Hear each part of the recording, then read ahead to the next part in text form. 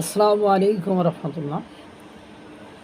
বাংলাদেশের সেনাবাহিনী বাংলাদেশের স্বাধীনতা সার্বভৌমত্বের প্রতীক। সেই সেনাবাহিনী প্রতি বছরের ন্যায় এবারও ভিডিও চিত্র প্রদর্শনী করেছে, কিন্তু সবচেয়ে অবাক এবং বিস্ময়কর বিষয় হলো এই ভিডিও চিত্রে সেনাবাহিনী এমন একটা বার্তা দিয়েছে যে বার্তাটি স্বাধীনতা বিরোধী যারা, মুক্তিযুদ্ধ বিরোধী যারা, তাদের জন্য একটা বড় ধরনের মেসেজ এবং একটা অঘটন ঘটার মেসেজ বলা যেতে পারে। কারণ আপনারা জানেন, কিছুদিন আগে আওয়ামী লীগ নিষিদ্ধের যে আন্দোলন করেছিল, সেই আন্দোলনের যারা মাস্টার মাইন্ড ছিল তারা জাতীয় সঙ্গীত পরিবেশন করতে চেয়েছিল, আর এই জাতীয় সঙ্গীত পরিবেশনের সরাসরি বিরোধিতা করেছিল একটা গোষ্ঠী বা মহল, মানে স্বাধীনতা বিরোধী একটা গোষ্ঠী বা মহল। তারাও সেটা ওভারটেক করেছে, ওভারলুক করেছে। তাদের সেই দাবিটাকে কোনোভাবেই তারা মেনে নেয়নি, তারা জাতীয় সঙ্গীত পরিবেশন করেছিল। এর পরবর্তীতে তারা আরও কিছু স্লোগান দিয়েছিল যেগুলো বাংলাদেশের স্বাধীনতা সার্বভৌমত্বের জন্য হুমকিস্বরূপ।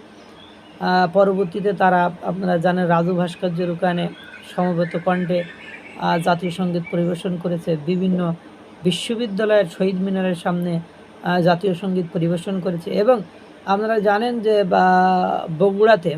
বগুড়াতে জাতীয় সঙ্গীত সমবেত জাতীয় সঙ্গীত পরিবেশন অনুষ্ঠানে মানে ইনকলাব মঞ্চের ওরা হামলা করে এবং ওডিসি গ্রুপের যে ব্যানার ছিল সেই সাইনবোর্ডটাকে নামিয়ে ফেলে, যেখানে স্বাধীনতা বাংলাদেশের হুমকির মধ্যে এবং স্বাধীনতার মুক্তিযুদ্ধের বয়ান আর কোনোভাবে ন্যারেটিভ আর কোনোভাবে চলতে দিচ্ছে না। তখন ঠিক বাংলাদেশ সেনাবাহিনী এবং মানে জাতীয় সঙ্গীত নিয়ে বিভিন্ন কুচক্রী মহল বিভিন্ন ধরনের অপতৎপরতা চালানোর চেষ্টা করছে। তখন সেনাবাহিনী এবছর যে ভিডিও চিত্র প্রদর্শন করেছে, সেই ভিডিও চিত্রের শুরুতেই আমার সোনার বাংলা, অর্থাৎ জাতীয় সঙ্গীতের প্রথম যে লাইন, আমার সোনার বাংলা আমি তোমায় ভালোবাসি, এই লাইন দিয়েই তাদের ভিডিও চিত্র প্রদান করেছে। এবং আপনারা জানেন যে মার্কিন যুক্তরাষ্ট্রকে মানবিক করিডোর দেওয়ার যে সিদ্ধান্ত সরকার নিয়েছে, এই সিদ্ধান্তে আপনার সেনাবাহিনী একমত নয়। সেনাবাহিনী এখানে ভেটো দিচ্ছে। পাশাপাশি আপনারা জানেন যে এই সেনাবাহিনীকে নিয়ে বিভিন্ন মহল বিভিন্ন সময় সেনাপ্রধানকে নিয়ে চক্রান্ত করার চেষ্টা করেছে।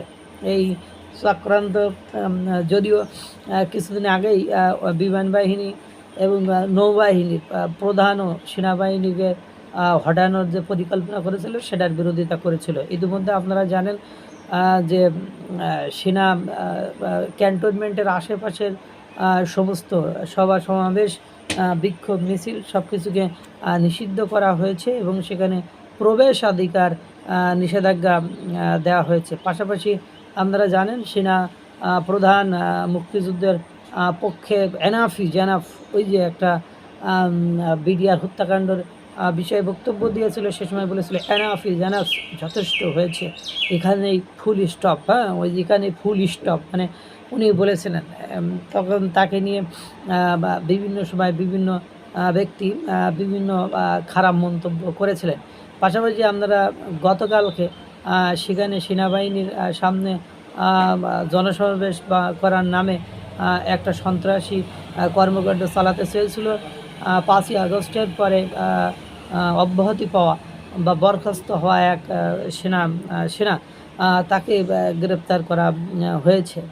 সব কিছু মিলায় যতগুলো মিডিয়া দেখলাম, সামাজিক যোগাযোগ মাধ্যমে বা ইউটিউবে দেখলাম, সকলেই সেনাবাহিনীর মধ্যে একটা অঘটন বা সেনাবাহিনীর মাধ্যমে সরকার ক্ষমতা গ্রহণ বা সেনাবাহিনীর কু হওয়া, এর একটা অঘটনের আভাস দেশি বিদেশি গণমাধ্যম সহ আপনার বিভিন্ন মহল থেকে আসছে। এবং যে ঘোলাটে পরিবেশ পরিস্থিতি, তাতে করে একটা ঘটনা ঘটে যেতে পারে, এরকম সকলে আশঙ্কা করছে। আল্লাহই জানে কী হবে। কিন্তু একটা জিনিস ভালো লেগেছে, সেনাবাহিনী যে স্বাধীনতা সার্বভৌমত্বের প্রতীক, এবং সেনাবাহিনী যে সবসময় দেশকে রক্ষার কাজ করে এবং দেশের স্বাধীনতা সার্বভৌমত্বকে বিপন্ন হতে দিতে চায় না, এবং মুক্তিযুদ্ধের পক্ষের শক্তি হিসাবেই যে তারা কাজ করছে, সেটার একটা জ্বলন্ত প্রমাণ হলো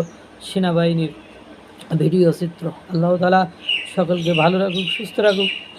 আসসালামু আলাইকুম ওয়া রাহমাতুল্লাহ।